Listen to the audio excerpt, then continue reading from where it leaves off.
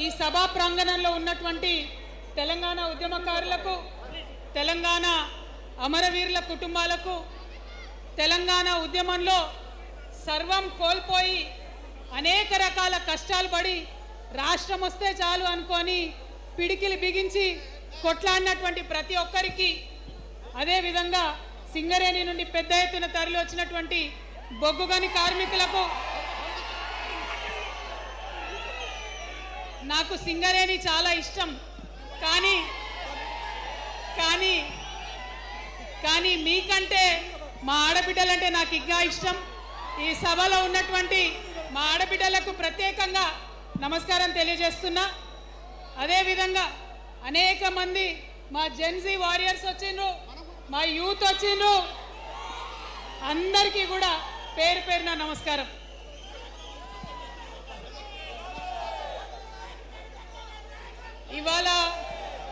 ఇవాళ చాలా చాలా చాలా చాలా మంది ఎదురు చూస్తూ ఉన్నారు ఏం జరుగుతుంది ఈ రాష్ట్రంలో అని. ఒక్క మాట మాత్రం నేను నా తెలంగాణ ప్రజలకు చెప్పగలుగుతా. గత 20 ఏళ్లుగా తెలంగాణ ఉద్యమంలో నేను పోషించినటువంటి పాత్ర, తెలంగాణ జాగృతి పోషించినటువంటి పాత్ర మీ అందరికీ తెలిసిందే.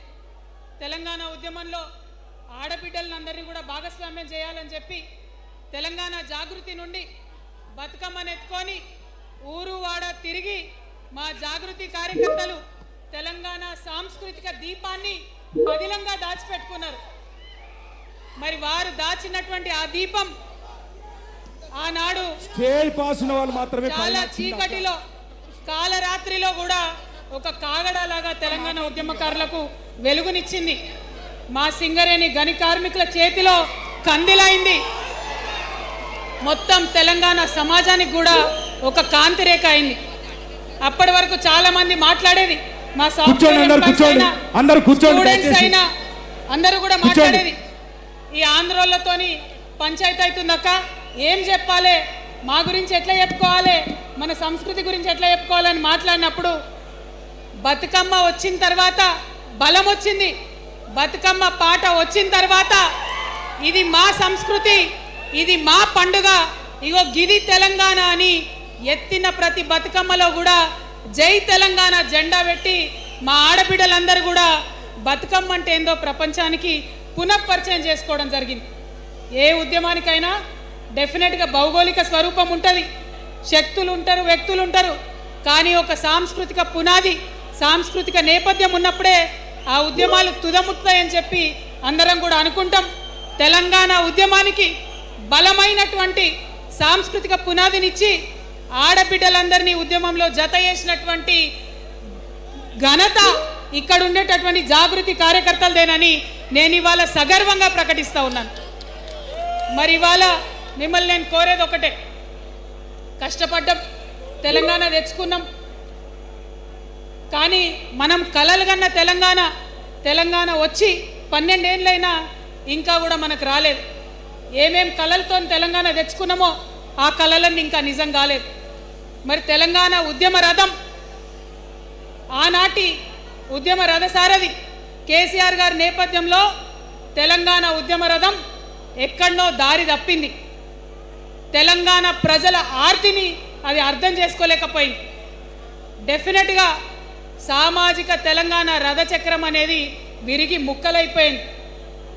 ఒక కొత్త రాష్ట్రం వచ్చిన తర్వాత ఏ తరహా అయితే పని జరగాలో, ఏ తరహా అయితే పనులు ప్రారంభించుకోవాలో అవి జరగలేదని చెప్పడానికి ఒకంత బాధపడతా ఉన్నాను.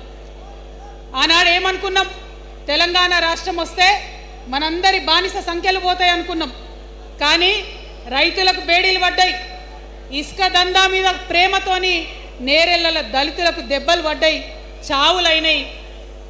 ఒకరిద్దరు కలిసి మాట్లాడుకోవాలంటే ఎవరు ఫోన్ ఎక్కడ మానిటర్ చేస్తుండ్రో అని భయం, వ్యక్తిగత స్వేచ్ఛ లేదు. దారుణమైనటువంటి నిఘా నీడలో తెలంగాణ అంతా కూడా బతికింది. ఇది వాస్తవం. మనం అనుకున్న కలల తెలంగాణ రాలేదన్నది ముమ్మాటికి వాస్తవం. మరి అటువంటి సందర్భంలో నేను ఇవాళ మీ అందరికి ఒక మాట చెప్పాలి. ఆనాడు పరిపాలించిన కుటుంబంలో నేను కూడా ఒక భాగం.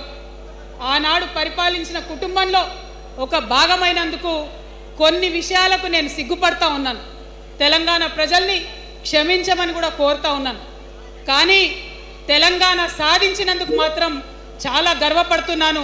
నా జన్మ ధన్యమైందని చెప్పి భావిస్తూ ఉన్నాను. మరి అనేకమైనటువంటి తప్పులు జరిగినాయి, అనేకమైనటువంటి నేరాలు జరిగినాయి. అనుకున్నటువంటి తెలంగాణ సాధించుకోలేదు. మరి ఆ తప్పులో ఎక్కడో ఒక దగ్గర నాకు భాగం ఉందని చెప్తున్నప్పుడు మరి కేవలం క్షమాపణ చెప్తే సరిపోతుందా?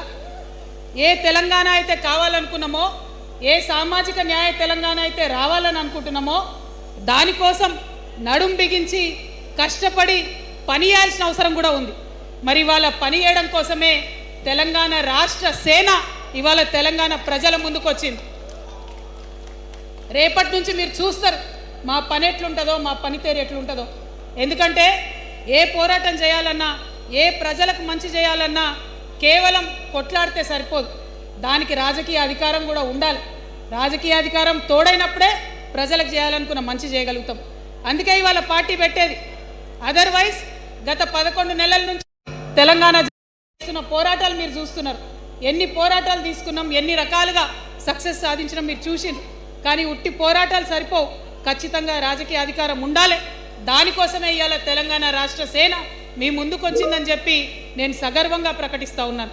మరి ఈ పొలిటికల్ పార్టీ ఏదైతే తెలంగాణ ప్రజల కోసం వచ్చిందో అది టెక్నికల్గా అధికారం తెచ్చుకోవడానికి, ఎన్నికల్లో పాల్గొనడానికి డెఫినెట్గా బాగుంటుంది. కానీ దానికి ఒక ఆత్మ ఉండాలి, దానికి ఒక నేపథ్యం ఉండాలి. ఇవాళ బీఆర్ఎస్తో అదే కదా ప్రాబ్లం. టెక్నికల్గా బాగున్నారు, ఎలక్షన్ పోతున్నారు, సీట్లు గెలుస్తున్నారు, కానీ తెలంగాణ ఆత్మను కోల్పోయింది. కాబట్టే ఇవాళ తెలంగాణ రాష్ట్ర సేన వచ్చింది. నేను తెలంగాణ ప్రజలందరికీ చేతులు జోడించి నమస్కరించి ఒక మాట చెప్తున్నా, హార్ట్ఫుల్గా చెప్తున్నా, నా హృదయాంతరాల నుంచి ఒక మాట చెప్తా ఉన్నా. నేను తెలంగాణలో ఉన్న 3.5 కోట్ల మంది తెలంగాణ బిడ్డలందరికీ ఒక అమ్మగా పరిణితి చెందాలనుకుంటున్నా.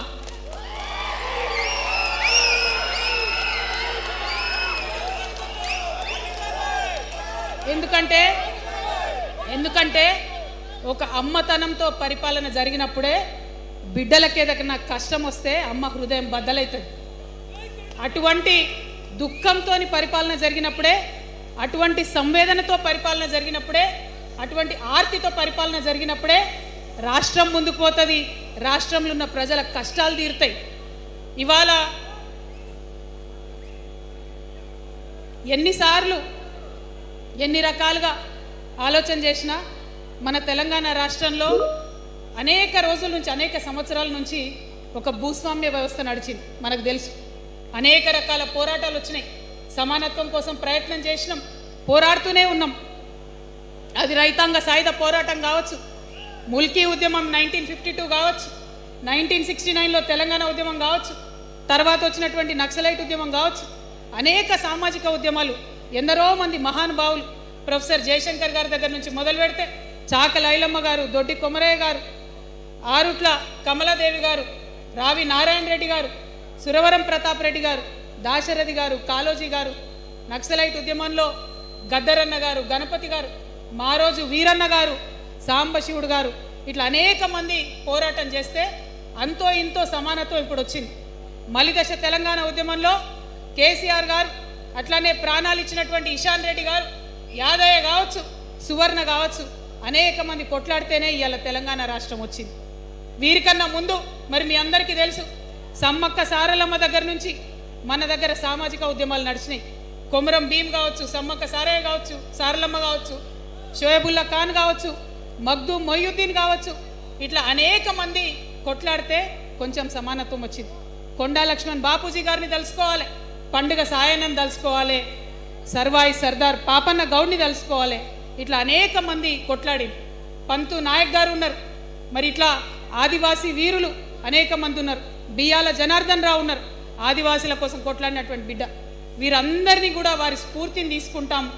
రాజ్యాంగబద్ధంగా రాజకీయ శక్తితోని పోరాటాలు మిళితం చేసి, ప్రజా పోరాటాలు మిళితం చేసి మనం కలలుగనేటటువంటి సామాజిక న్యాయ తెలంగాణను సాధిస్తామని మళ్ళొకసారి సగర్వంగా ప్రకటన చేస్తూ ఉన్నాం.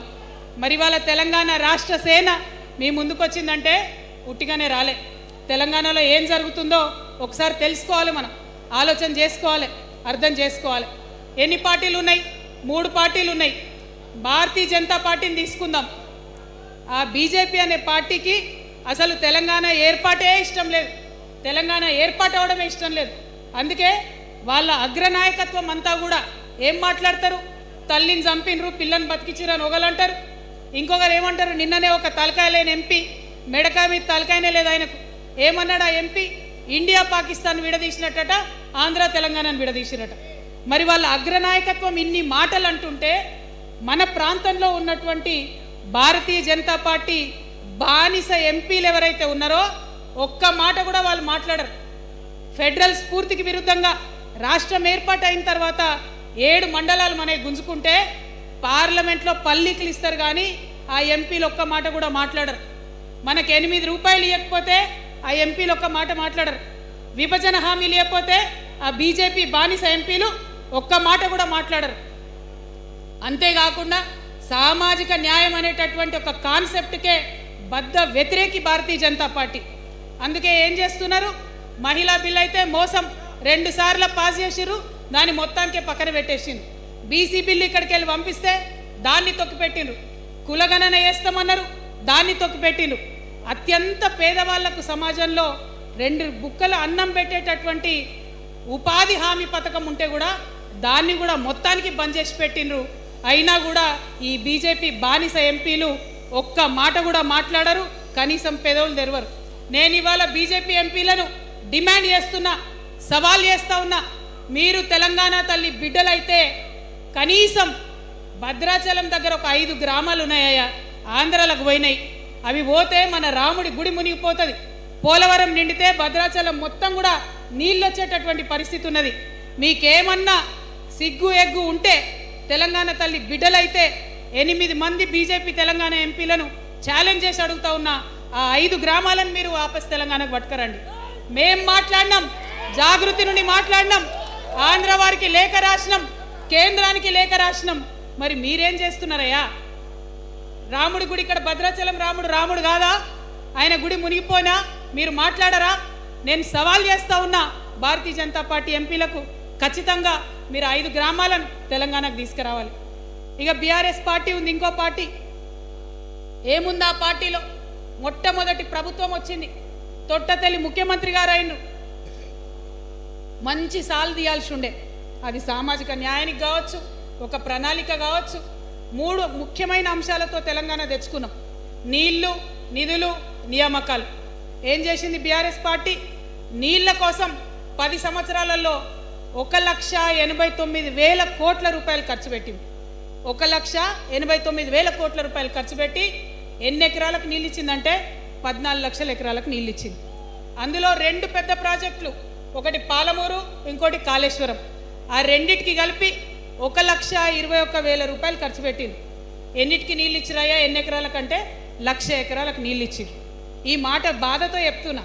నేను కూడా బీఆర్ఎస్ అప్పుడున్న టీఆర్ఎస్కి నేను కూడా నా రక్తాన్ని, నా చెమటని, నా సమయాన్ని కుటుంబంతో పిల్లలతో గడపాల్సిన టైంలో టీఆర్ఎస్ పార్టీ బలోపేతానికి పనిచేసిన వ్యక్తినే నేను కూడా.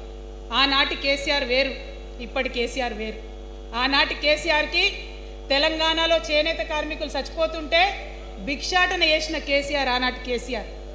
ఇయాలటి కేసీఆర్ మారిన మనిషి, మనిషి, మన మనిషి కాదు. ఏమైంది ఇయాలటి కేసీఆర్కి? హైడ్రాలో ఇల్లు కూలిపోతుంటే అరుస్తున్నారు, అన్నా ఎక్కడున్నావు రా, వచ్చిండ్రా? రాలే. వెలుగుమట్లలో ఇల్లు కూలితే వచ్చిండ్రా? రైతులకు వర్ష బీభత్సమై మొత్తం పొలాలు మునిగిపోతే వచ్చిండ్రా? చేవెళ్ళ దగ్గర బస్ యాక్సిడెంట్ అయితే వచ్చిండ్రా? ఎక్కడ చిన్న కష్టం వచ్చిన ప్రజలకు ఆ సారు రారు, ఆ సారు రారు. ఎందుకంటే ఆయన మారిన మనిషి, మనిషి, గుంటనెక్కల తోడేళ్ల చేతిలో ఖైదీ అయినటువంటి మనిషి, మన మనిషి కాదు. బాధతో, దుఃఖంతో, ఆవేదనతో చెప్తున్న మాట, సంతోషంతో చెప్తలేని ఈ మాట నేను. అట్లాంటి కేసీఆర్ ఎట్లా ఉండే ఒకప్పుడు? అదే ఆర్డీఎస్ అంతా పాదయాత్ర చేసి నా తెలంగాణకు నీళ్లు కావాలని అడిగినారు.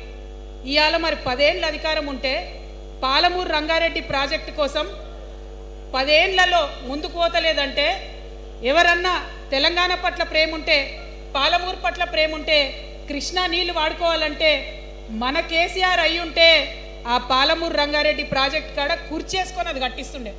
ఏం చేసినారు మారిన కేసీఆర్ గారు? పంజాబ్ పోయినరు, గుజరాత్ పోయినరు, బీహార్ పోయినరు. మేము మొత్తం రాష్ట్రంలో పీక్ కట్టలు కట్టం, నేషనల్ పార్టీ పెడతామని పోయినరు తప్పితే తెలంగాణ ప్రజలను పట్టించుకోలేదు. పట్టించుకుని ఉంటే, కేంద్రంతో గొడవ పెట్టుకోకుండా ఉంటే ఇవాళ పాలమూరు రంగారెడ్డి పారకపోతుండేనా? నేను అడుగుతా ఉన్నా స్ట్రేట్గా. ఇన్ని రోజులు నేను ఎన్ని మాటలు మాట్లాడినా బీఆర్ఎస్ పార్టీ నాయకులు ఒక్కరు కూడా బయటకు వస్తలేరు, సమాధానం చెప్తలేరు. దీనికి మీరు సమాధానం చెప్పకపోతే ప్రజలే మిమ్మల్ని బయటకు లాగి సమాధానం చెప్పేటట్టు చేస్తారని కూడా ఈ సందర్భంగా నేను తెలియజేస్తా ఉన్నా. ఒకటే మాట అడుగుతున్నా, మన కేసీఆర్ అయి ఉంటే ఆనాడు తెలంగాణ బిడ్డలు కష్టపడితే బయటకు వచ్చి నా బిడ్డలకు ఇబ్బంది అవుతుందని కొట్లాడిన వ్యక్తి, సింగరేణి గనిలో ఒక కార్మికుడు చనిపోతే అక్కడి దాకా పోయి చూసి వచ్చినటువంటి వ్యక్తి, మరి తెలంగాణ వచ్చినాక ఏమైందా ప్రేమ? అధికారం ముందు మమకారం తగ్గిపోయిందా? ఏం జరిగిందని నేను అడుగుతా ఉన్నా. ఎందుకు ఈ మాట చెప్తా ఉన్నా అంటే, ప్రేమ నాకు కూడా ఉంది. నాకు తండ్రి కావచ్చు, అది వేరే విషయం. కానీ ఒక రాజకీయ నాయకుడిగా వారు ఈ మధ్య రాజకీయ పరిణితి కోల్పోయి మాట్లాడుతూ ఉన్నారు. కేటీఆర్ గారు మాట్లాడిందంటే ఓకే అనుకోవచ్చు, ఆయనకు పెద్దగా తెలియదు పాపం. కానీ కేసీఆర్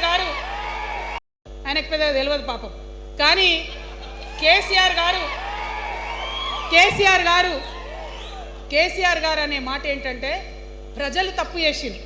ఓకే, ఒక సెకండ్ నేను ఒప్పుకొని దాన్ని, ఒక సెకండ్ అనుకుందాం.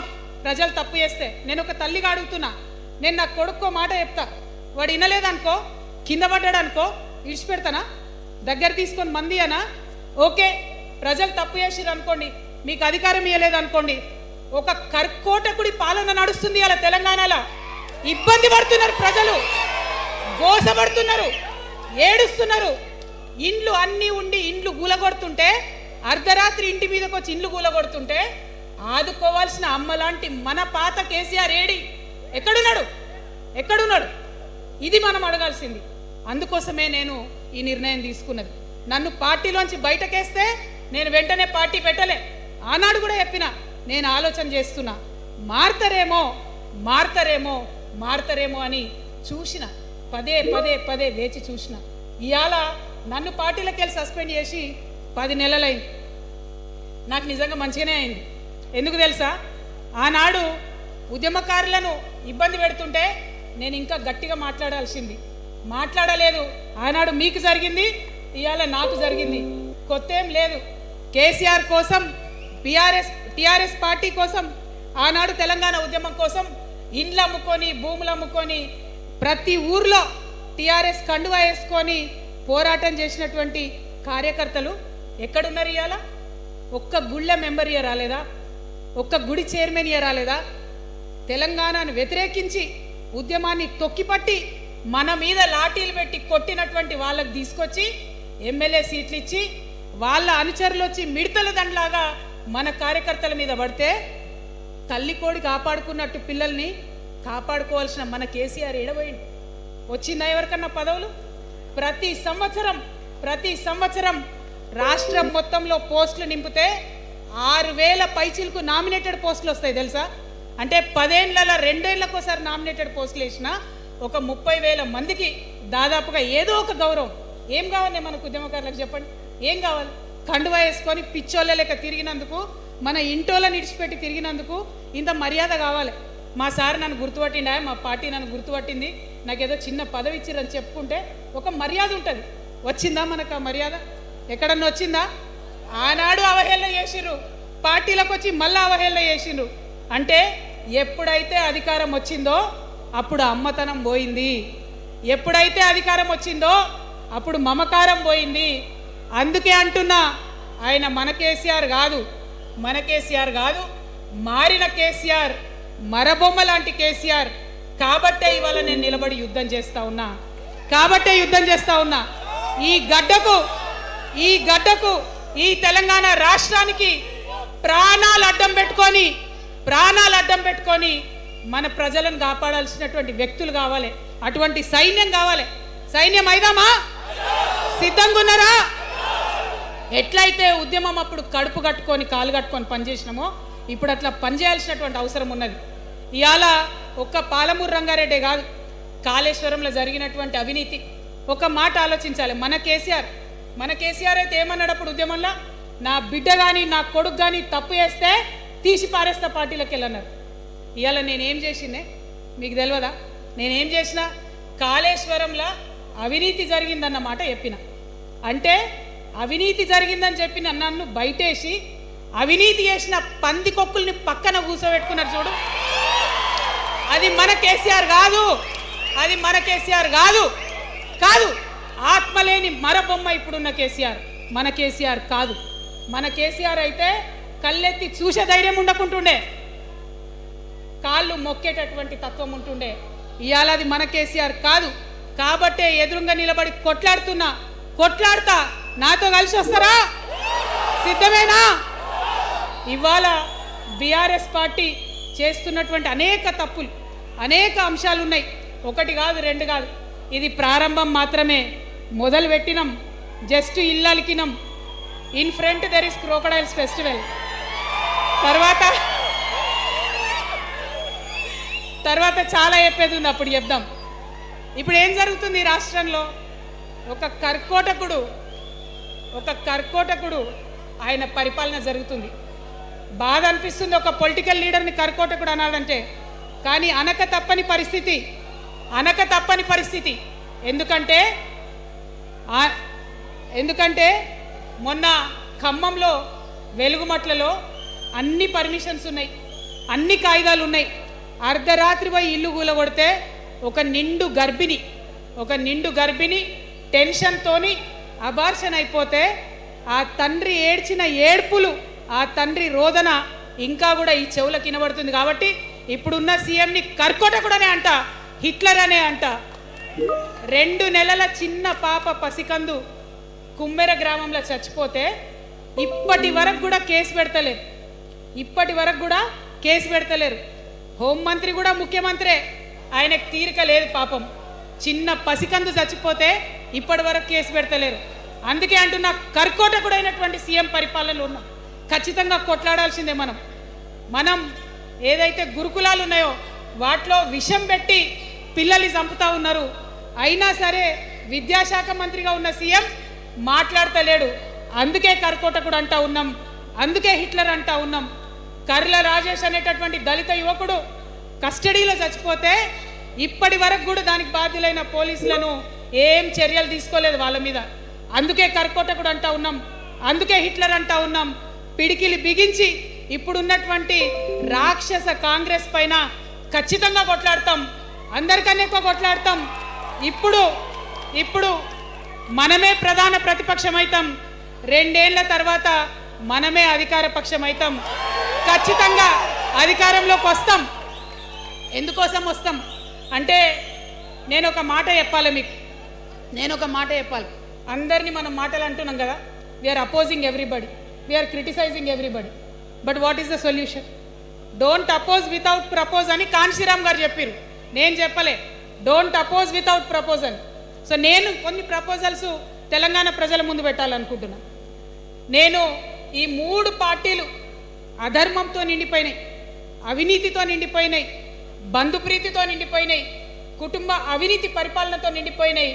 కాబట్టి నేను ఒక ప్రపోజల్ చెప్తున్నా. ఈ 3 పార్టీల మీద ఆనాడు భగవంతుడు శ్రీకృష్ణుడు చెప్పినట్టు పాంచజన్యం, ఆయన శంఖం పేరు, యుద్ధంకి ముందు పాంచజన్యం ఎట్లయితే పూరిస్తారో మనం కూడా పాంచజన్యం పూరిద్దాం. ఒక 5 అంశాలను ప్రధానంగా తీసుకుందాం. ఆ 5 అంశాల కోసం ఇప్పుడు కొట్లాడదాం. రేపు ప్రభుత్వంలోకి వచ్చిన తర్వాత మన ప్రజలకు చేద్దాం. ఏం అంశాలు అవి? మొట్టమొదటిది విద్య. ఇవాళ గవర్నమెంట్ స్కూల్స్ అంటే ఆనాడు కేసీఆర్ గారు స్కూల్ బంద్ చేసుకుంటూ వచ్చారు, అదే రేవంత్ రెడ్డి గారు కొనసాగిస్తున్నారు. ఎక్కడా కూడా ప్రభుత్వ పాఠశాలలలో వసతులు లేవు. వాష్రూమ్ ఉండదు, వాచ్మెన్ ఉండడు, అటెండర్ ఉండడు, పిల్లలే పోయి బెల్లు కొట్టుకోవాలి, పిల్లలే పోయి బాత్రూమ్లు కడుక్కోవాలి, మంచినీళ్ళు ఉండవు, భయంకరమైన పరిస్థితి ఉంది. నేనేమంటా అంటే గుడిని ఎంత పవిత్రంగా చూస్తామో బడిని కూడా అంతే పవిత్రంగా చూడాలి. గుడిని ఎంత పవిత్రంగా చూస్తామో బడిని అంత పవిత్రంగా చూడాలి. కాబట్టి నేను ఒక మాట అంటున్నా, ప్రతి ఊర్లో ఒక బడి ఉండాలి, ప్రతి తరగతికి ఒక టీచర్ ఉండాలి. ప్రతి ఊర్లో ఒక బడి ఉండాలి, ప్రతి తరగతిలో ఒక టీచర్ ఉండాలి. ఖచ్చితంగా అట్లా జరిగినట్టయితే ప్రభుత్వ పాఠశాలలు మంచిగా అవుతాయి. మరి నా పేద మధ్యతరగతి ఆడబిడ్డలు, మా అక్కలు అమ్మలు అనుకుంటున్నారు, అక్క మరి ఆల్రెడీ మా పిల్లలు ప్రైవేట్ స్కూళ్ళలో చదువుతున్నారు, వాళ్ళ సంగతి ఏందని. నేను మాట ఇస్తా ఉన్నా, ఇవాళ మన ప్రభుత్వం వస్తుంది, ఖచ్చితంగా వస్తుంది. ఎందుకంటే ప్రభుత్వంలో వచ్చేది మీ అమ్మ కాబట్టి అమ్మ జేబు చూడదు, కడుపు చూస్తుంది. అమ్మ జేబు చూడదు, కడుపు చూస్తుంది. కాబట్టి మీ పిల్లలు ప్రైవేట్ పాఠశాలలో చదువుతున్నా, ఎంతవరకు చదువుకున్నా కంప్లీట్గా మీ మీద ఒక్క రూపాయి కూడా భారం పడకుండా చదివించే బాధ్యత మేము తీసుకుంటాం. అది ప్రైవేట్ పాఠశాలలు కానీ, డాక్టర్ కానీ, ఇంజనీర్ కానీ, రాకెట్ సైంటిస్ట్ కానీ మన తెలంగాణ బిడ్డలు చదువుకుంటే ఒక్క రూపాయి కూడా పేద మధ్యతరగతి వాళ్ళ మీద భారం పడకుండా ఉచిత విద్యను అందించే బాధ్యత నేను నా తెలంగాణ బిడ్డల కోసం తీసుకుంటా అని ఈ సందర్భంగా తెలియజేస్తున్నా. ఇవాళ పరిస్థితి ఏంటిది? యూనివర్సిటీలో ఉన్న పిల్లలు అంతకుముందు తెలంగాణ రాకముందు నేను చూసిన రక్తం అమ్ముకునేది డబ్బులు లేకపోతే. ఇవాళ ఏం చేస్తున్నారు? బావర్చి కాడ గిగ్ వర్కర్ లెక్క గోడ మీద కూర్చొని వెయిట్ చేస్తున్నారు. అవునా కదా? ఎందుకంటే ఆ గిగ్ వర్కర్ చేస్తే అంతో ఇంతో పైసలు వస్తాయి, పేరెంట్స్ మీద ఆధారపడకుండా ఉండొచ్చు అని. మరి యూనివర్సిటీలను పట్టించుకున్నామా? బీఆర్ఎస్లో ఉన్నప్పుడు 10 ఏళ్ళు ఒక్క రూపాయి కూడా ఇవ్వలేదు యూనివర్సిటీకి. ఆ యూనివర్సిటీ మిత్రులకు, పాఠశాలలో ఉన్నటువంటి వారందరికీ నేను ఒకటే ప్రపోజల్ చేస్తున్నా, మీరు ఎంత చదువుకుంటారో చదువుకోండి, ఒక్క రూపాయి కూడా మీ మీద భారం పడకుండా చదివించే బాధ్యత తెలంగాణ రాష్ట్ర సేన తీసుకుంటుంది. ప్రైవేట్ పాఠశాలలు కూడా బాగుంటాయి, ప్రభుత్వ పాఠశాలలు కూడా బాగుంటాయి, కానీ భారం తల్లిదండ్రుల మీద పడదు. అది మీ అమ్మ ప్రభుత్వంలో జరగబోతుందని, మీ తల్లి ప్రభుత్వంలో జరగబోతుందని మీకు మాటిస్తా ఉన్నా. సెకండ్, మనకేమవుతుంది? మన తెలంగాణలో పేద మధ్యతరగతి ప్రజలకు ఏమవుతుంది? ఎవరన్నా ఇంట్లో రోగం వస్తే, ఒక యాక్సిడెంట్ అయితే ఇల్లు గుల్లవుతుంది. అందుకే ఆలోచన చేసి వైద్యం గురించి ఒక నిర్ణయం తీసుకున్నా. మన రెండో అంశం పాంచజన్యంలో వైద్యం కోసం అనేక అగచాట్లు పడుతున్నారు, అనేక ఇబ్బందులు పడుతూ ఉన్నారు. నేను ఒకటే మాట ఇస్తా ఉన్నా, ఏ రోగమన్నా రాని, ఎంత పెద్ద హాస్పిటల్ అన్నా కానీ, మన తెలంగాణలో మన జబ్బు ఎక్కడ తగ్గుతుందో అక్కడ మీ జేబులకెళ్ళి ఒక్క రూపాయి ఖర్చు కాకుండా ఉచిత వైద్యం అందించే బాధ్యత మేము తీసుకుంటా ఉన్నాం. ఉచితంగా విద్య ఇచ్చి, ఉచితంగా వైద్యం ఇచ్చినాక నా తెలంగాణ బిడ్డల మీద నాకు నమ్మకం ఉంది. మనం కష్టపడే బిడ్డలం, మీరే పైసలు సంపాదించి ఇస్తారు, మీరే రాష్ట్రాన్ని ముందుకు తీసుకుపోతారు. అవునా కదా? ఉచిత విద్య, ఉచిత వైద్యం మన 2 అంశాలు పాంచజన్యంలో. మూడవది వ్యవసాయం. మా రైతన్నలు ఉన్నారు, మా రైతన్నలు ఎంతో కష్టపడి మరి పంటలు పండించి చెమటలు కక్కి మనందరికి అన్నం పెడతారు. మీ అందరినీ నేను కోరేది ఒకటే, ఇవాళ అందరూ అర్రాస్ పాట వాడినట్టు నీకు ఎకరానికి ఇంత ఇస్తా అని చెప్పి మాట్లాడుతున్నారు తప్పితే మనకున్న కష్టం ఎవరైనా తీరుస్తున్నారా? ఏం కష్టం ఉంటుంది రైతుకి? భూమి కష్టం ఉంటుంది, చెప్పుకోవాలి, భూమి మీద దాని ఇబ్బంది ఉంది. ఎంఆర్ఓ ఆఫీస్కి పోతే మనని ఎవడన్నా రాణిస్తాడా? మాట్లాడతాడా? నీ దోతి బాగలేదు, నీ అంగి బాగలేదు, నీ కాళ్ళకు మట్టి ఉండే, నీ చెప్పులకు మట్టి ఉండే, రానియరు. అదే సూటు బూట్ వేసుకొని ఎవరన్నా వస్తే ఏం చేస్తారు? పిలిచి కూర్చోబెట్టి, చేంబర్లో కూర్చోబెట్టి, చాయ్ ఇచ్చి, కాఫీ ఇచ్చి అన్ని పనులు చేసి పంపుతారు. మన ప్రభుత్వం రాబోతా ఉంది. ఆ ప్రభుత్వంలో రైతే రాజు అనేటటువంటి నినాదాన్ని నిజం చేస్తాం. ప్రతి ఆఫీస్లో, అది ఎంఆర్ఓ ఆఫీస్ కానీ, కలెక్టర్ ఆఫీస్ కానీ, ప్రతి ప్రభుత్వ ఆఫీస్లో నేను రైతునని పోతే సపరేట్ కౌంటర్ ఉండాల్సిందే, కుర్చీ మీద కూర్చోబెట్టాల్సిందే, మీకు పని చేసి పెట్టాల్సిందేనని ఈ సందర్భంగా నేను తెలియజేస్తా ఉన్నా. నేను రైతునని గర్వంగా చెప్పుకునే విధంగా మేము పరిపాలన చేస్తాం. అది కాకుండా మిగతా ఏదైతే టైంకి రావాల్సిన కరెంటు, ఇప్పుడు రేవంత్ రెడ్డి గారి దయ వల్ల మళ్ళీ రాత్రిపూట కరెంట్ వస్తుంది, అట్లా ఉండదు. రేపు మన ప్రభుత్వం వస్తుంది, టీఆర్ఎస్ ప్రభుత్వం వస్తుంది. వచ్చినాక 24 గంటలు నాణ్యమైన కరెంటు, పొద్దుటిపూట కరెంటు, రైతులకు ఉచిత కరెంట్ ఇస్తాం. అదేవిధంగా యూరియా కావచ్చు, కొనుగోలు కేంద్రాలు కావచ్చు, మీరు ఎక్కడ పోయి అడగాల్సిన అవసరం లేకుండా అన్నీ మీ దగ్గరకు వచ్చేటట్టు చేస్తాం. మరి అనేక అంశాలు ఉన్నాయి రైతుల గురించి మాట్లాడేటి. ఇప్పుడు ఎంత గోసపడుతున్నారో తెలుసు. ఒక్కొక్కటి మాట్లాడుకుంటూ వెళ్దాం.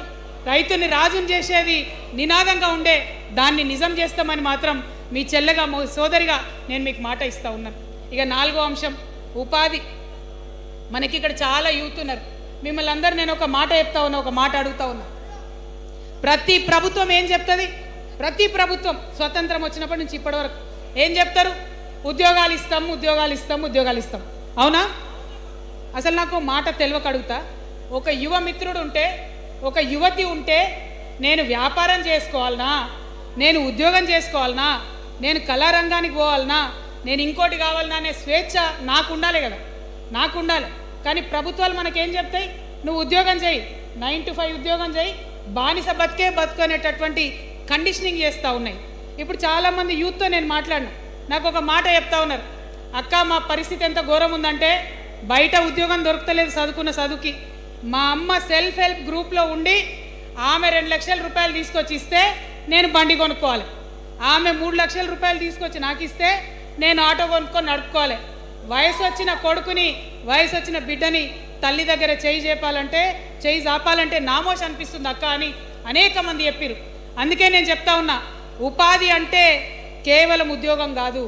ఉపాధి అంటే మన ప్రభుత్వంలో, రేపు రాబోయేటటువంటి మీ అమ్మ ప్రభుత్వంలో 2 లక్షల రూపాయల నుంచి మొదలు పెడితే 20 కోట్ల రూపాయలకు కూడా మనము మీ వ్యాపారానికి సంబంధించిన ఐడియాతో మీరు వస్తే బ్యాంకులతో సంబంధం లేకుండా నా యువతులను నమ్మి ఆ లోన్ డైరెక్ట్గా మీకు ఇవ్వడం జరుగుతుంది. ఎందుకోసం ఈ మాట చెప్తా ఉన్నా అంటే, మన తెలంగాణ బిడ్డలకు మంచి సృజనాత్మకత ఉంది, ఆలోచించే శక్తి ఉంది, కష్టపడే తత్వం ఉంది. ఇవన్నీ కూడా మంచి వ్యాపారవేత్తలకు ఉండేటటువంటి లక్షణాలు. కానీ వచ్చినటువంటి ఏ ప్రభుత్వాలు కూడా మనకు చేయూతనియ్యలే. ఖచ్చితంగా నా యూత్ని నేను నమ్మాలనుకుంటున్నా, నా యూత్కి నేను డబ్బులు ఇవ్వాలనుకుంటున్నా.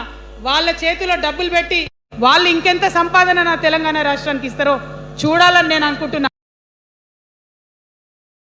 2 lakhs to 20 crores వరకు డైరెక్ట్గా గవర్నమెంటే ఉండి మీకు లోన్స్ ఇస్తాం. మరి ఉద్యోగం చేయాలనుకునే యూత్ ఉంటే నేను ఒక శుభవార్త చెప్తా ఉన్నా. బాగా లెక్క పెట్టినాం. మీకు తెలుసు, నేను ఏది స్టడీ చేయకుండా ఆగమాగం మీద అసలే నేను స్టడీ చేసిన దానికి ఏంటంటే, ఎవరైతే ఉద్యోగం చేయాలనే యూత్ ఉంటారో వాళ్ళకి మొదటి సంవత్సరమే మన గవర్నమెంట్ వచ్చినాక 4 లక్షల ఉద్యోగాలు ఒక్కటేసారి సింగిల్ నోటిఫికేషన్తోని ఇచ్చి తీర్థం.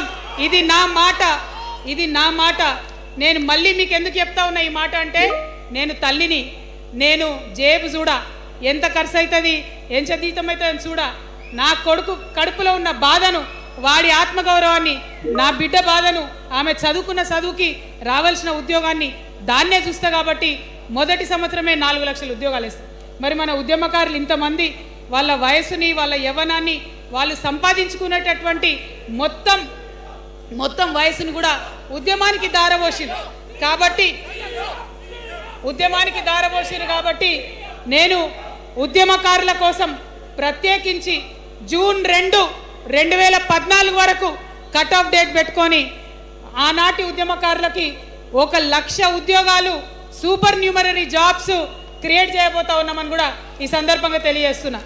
అంటే ఇవన్నీ తెలంగాణ ఉద్యమంలో, తెలంగాణ రాష్ట్ర సాధనలో మీరు చేసిన ప్రయత్నానికి, మీ రుణం తీర్చుకోవడానికి నేను చేస్తున్న ఈ ప్రయత్నం అని చెప్పి ఈ సందర్భంగా తెలియజేస్తా ఉన్నా. మరిగా మన పాంచజన్యంలో 5వ అంశం, ఆఖరి అంశం, అతి ముఖ్యమైనటువంటి అంశం సామాజిక న్యాయ తెలంగాణ సాధించాల్సిందే. మన ఎస్సీ మిత్రులకు, ఎస్టీ మిత్రులకు, అగ్రవర్ణాల్లో ఉన్నటువంటి పేదవారికి, బీసీలకు అందరికీ న్యాయం జరగాలి. మా మైనారిటీ సోదరులు, మా ముస్లిమ్స్ కావచ్చు, క్రిస్టియన్స్ కావచ్చు, సిక్కులు కావచ్చు, అందరికీ కూడా న్యాయం జరగాలి. మరి బీఆర్ఎస్లో మనం చూసినాం, ముస్లిమ్స్ కోసం थोड़ी देर उर्दू में बात करके आपसे मीठी मीठी बातें बोल के सोपत करके देखो, सोना घिसके देखो बोले. आप 2 बार सोपत कर लिए, तालीम का एक छोटा सा रोशनी आपको दिखाए, लेकिन रोजगार आपसे दूर रखे. जो 12% रिजर्वेशन का बात हुआ था उसके ऊपर कुछ भी अमलावरी नहीं हुआ. और जो माइनॉरिटी फाइनेंस कॉरपोरेशन का पहले लोन मिलते थे, 10 साल के बीआरएस में कितने लोन मिले, अब 2 साल के कांग्रेस में कितने लोन मिले, आप एक बार देख लो. सारे लोग बस बातें ही बोल रहे हैं लेकिन काम कोई नहीं कर रहा है। आपकी बेटी हूँ मैं, ये धरती का कर्ज उतारने के लिए नया पॉलिटिकल पार्टी आपके सामने लेके आई हूँ। आपसे मैं गुजारिश करती हूँ मेरे साथ चलिए, जो बदलाव आपके ज़िंदगी में आएगा ज़रूर आपको बदलाव दिखेगा, पहले जैसा नहीं होगा। बिल्कुल अलग सा एक स्ट्रैटेजी बना रहे हैं, अलग से आपके रिस्पेक्ट के लिए हमारी सोच है। हम मिलेंगे, बात करेंगे। सबसे ज़्यादा हमारी माइनॉरिटी भाई बहनों की सेफ्टी के लिए, सिक्योरिटी के लिए, रिस्पेक्ट के लिए मेरा प्रायोरिटी होगा, జాబ్స్ के लिए प्रायोरिटी होगा, रोजगार के लिए मेरा प्रायोरिटी होगा। అదే విధంగా అనేక మంది మరి మాట్లాడిన కానీ ఎవరు మనకేం చేయలేదు। బీసీలకు సంబంధించి 50% రిజర్వేషన్ ఎమ్మెల్యేలలో ఎంపీలలో వచ్చేంత వరకు కూడా కొట్లాడతామని కూడా ఈ సందర్భంగా తెలియజేస్తా ఉన్నాను। మా దళిత బిడ్డలు ఉన్నారు, వారికి దళిత బంధన్ మొదలుపెట్టిండ్రు।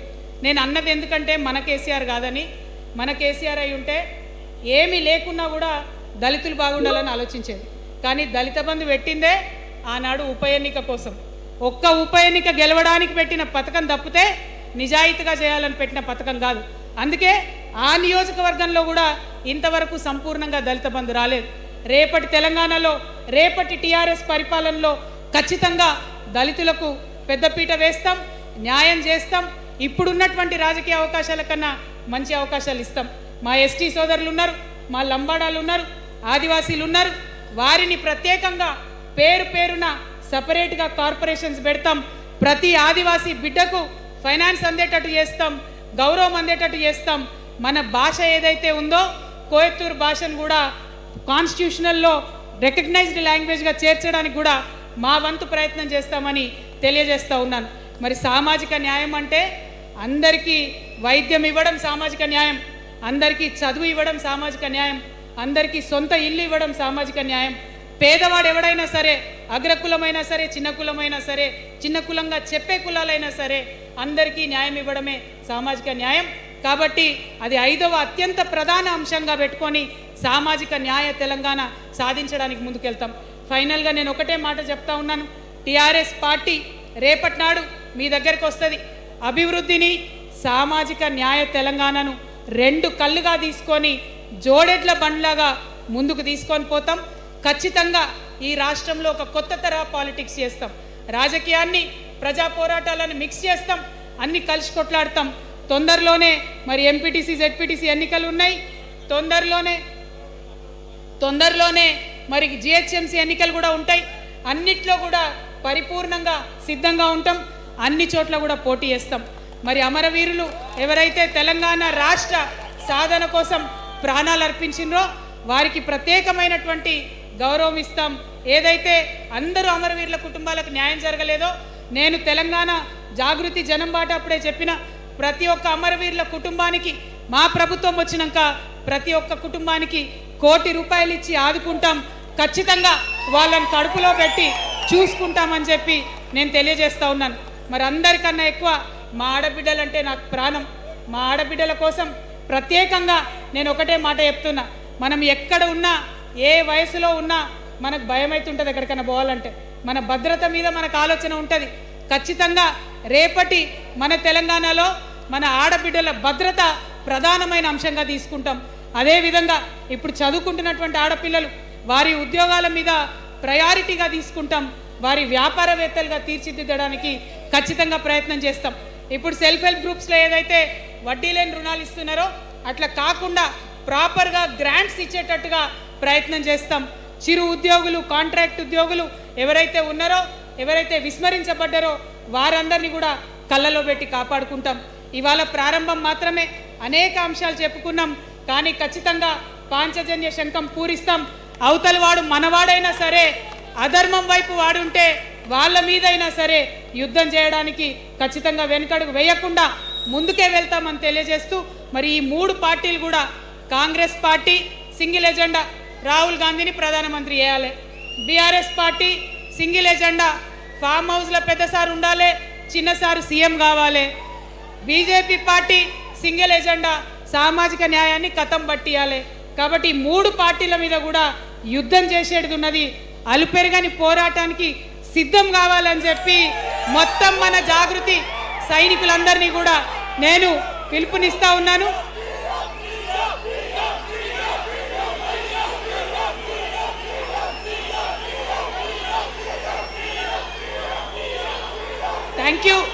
Thank you. జై తెలంగాణ, జై తెలంగాణ.